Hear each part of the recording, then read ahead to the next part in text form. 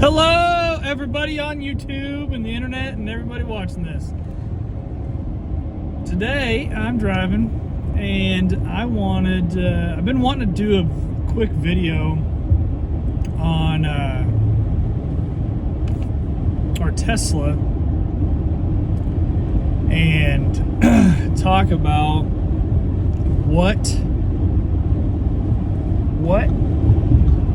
the battery, what do you want to say, what a performance or longevity was like when we had a really cold spell. So I'm driving right now, so just gonna do a quick cut and kind of describe what we saw. This is our first winter with it, with a Tesla. So been pretty, been relatively warm weather up until now, and our winter's actually been pretty warm except for a cold spell we had around Christmas, which I think, 90% of the country got hit with that cold spell, where we had double digits, low double digits, single digits, and below freezing for the places that weren't necessarily typical to have those temperatures. So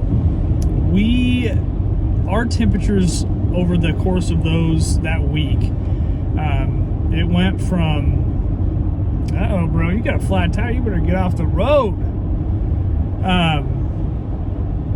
He knows he's got a flat tire. He's going slow with his flashers on.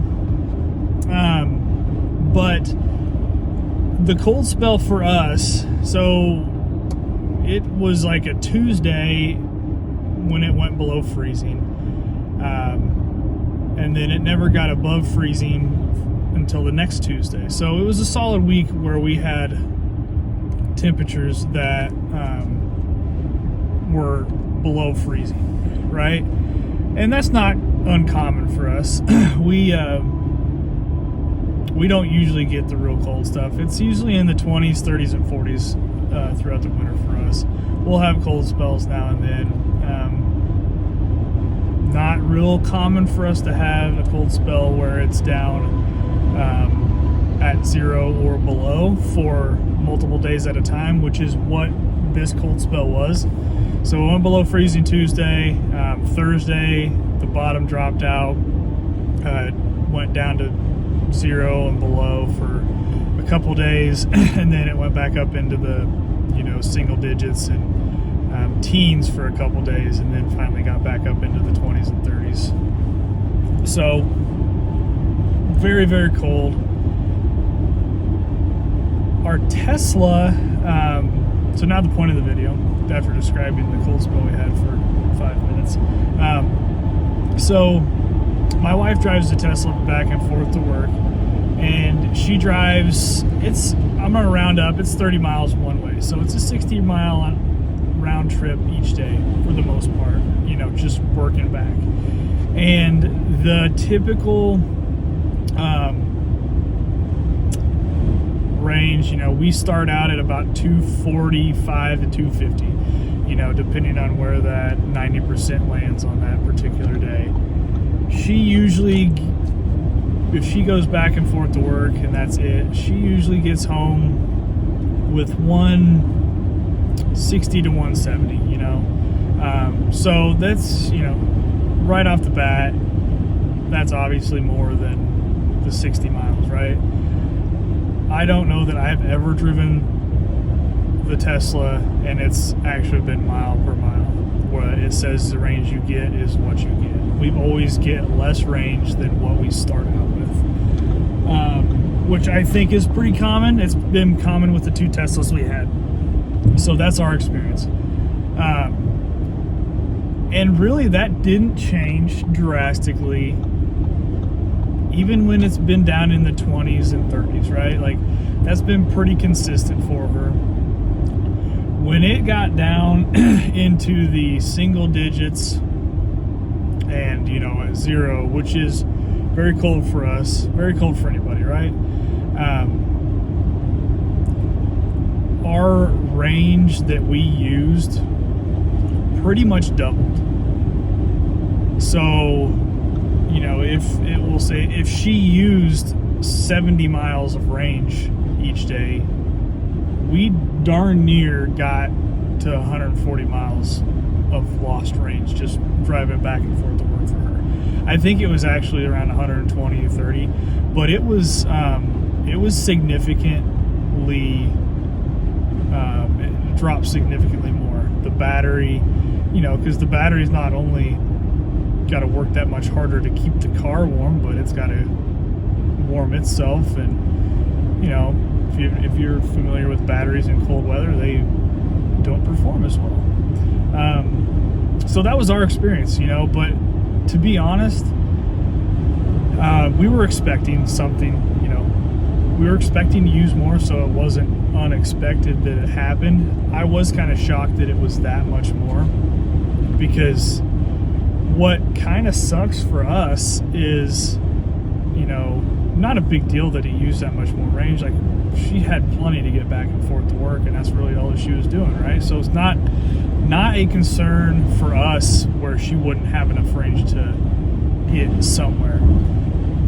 The crappy thing on our end was our house is all electric, and we obviously, that means we use electric to heat our house.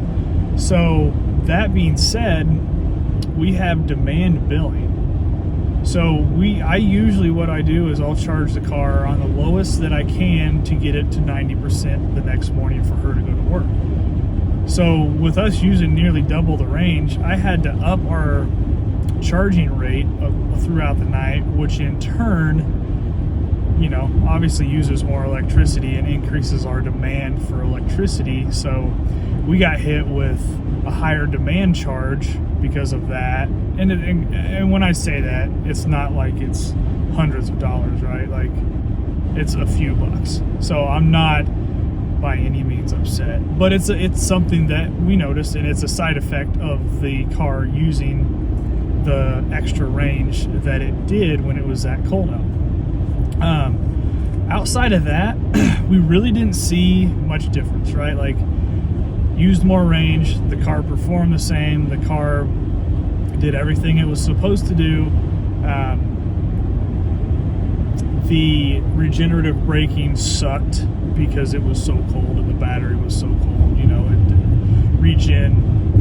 you don't get full regen until your battery's warm, yada yada yada, whatever that is, you know. So the regen sucked.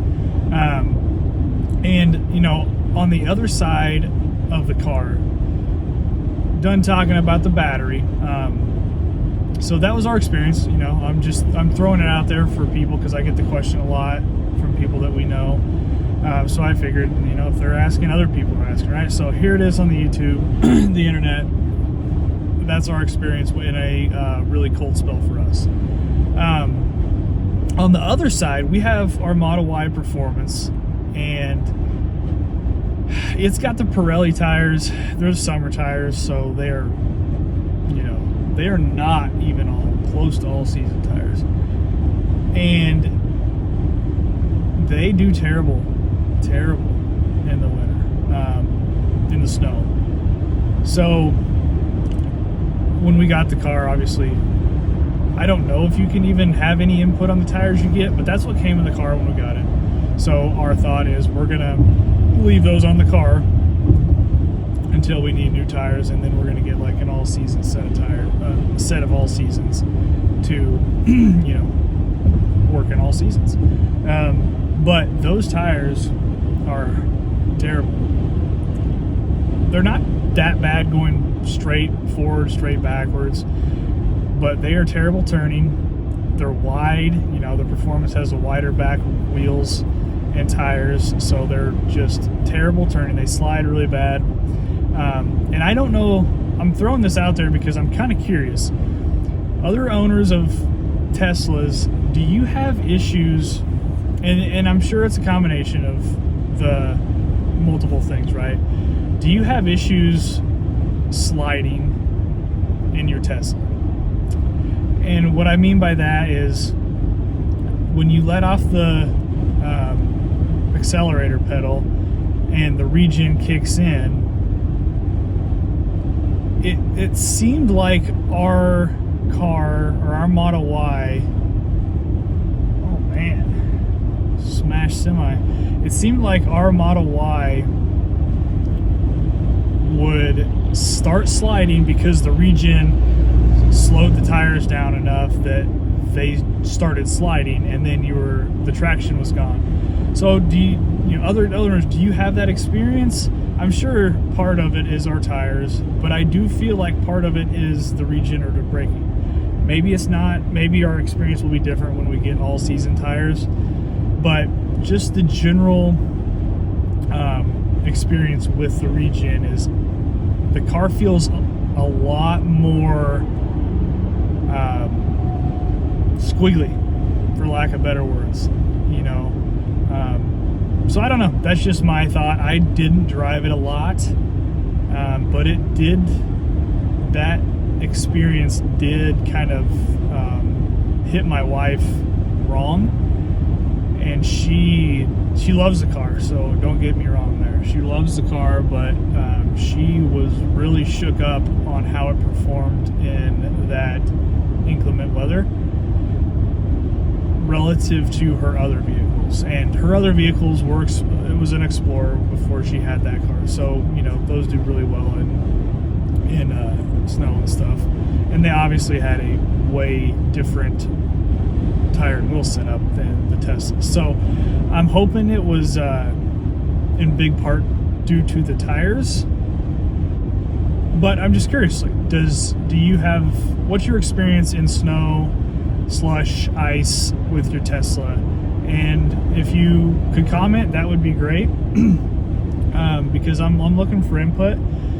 And if you do comment, you know, if you know what tires you have or what car you have, obviously you know what car you have, but if you know what tires are in the car, throw the tires that you have, the wheel size. I'd be interested to get people's feedback on what their experience is with the different setups that Teslas come with, and you know, specifically people that have a set of all seasons or a set of, you know, snow tires that they run for winter. You know, do you have any experience with the slipping and sliding that I was describing earlier, when, you know, turning and the regen kicking on and stuff like that? Because what I'll say is it was significantly worse than any vehicle I've ever been in, and more so, not necessarily going forward. The car drove forward fine, backwards fine. Slowing down was a very big concern, and then turning was a big concern. So as I said, I'm hopefully it was because of the tires, which I am, you know, I would bet my left pinky finger that has a big part to do with the performance, because they're summer tires. They're not meant for snow. But you know, just interested to see what other people's experiences are, because I'm a curious guy. So anyway, that's my spiel, and that's how our Tesla battery performed when we had that super cold spell around Christmas this past year. And then that's our experience with the tires and wheels. And I should say, our tires and wheels are there is the performance, so it has the 21s and the wider back tires. I mentioned that, but are they the Ubertine? I can't say the words, whatever they're called, but I've got a video of it. You've seen them. I've got a tire rotating video where you can see what the tires and wheels are, and I'm sure I'm going to put a thumbnail up here. So you probably will not make it this far in the video, but if you have, thanks for your time. Thank you for watching, and please hit that subscribe, like button, and share with all your friends and buddies. You know, I don't know, do what you do. You have a good day, and hopefully you are starting your 2023 off with a strong start, and you're having a good year, and you've got a good year planned for the books. You know, go strong. Have a good year. Thanks.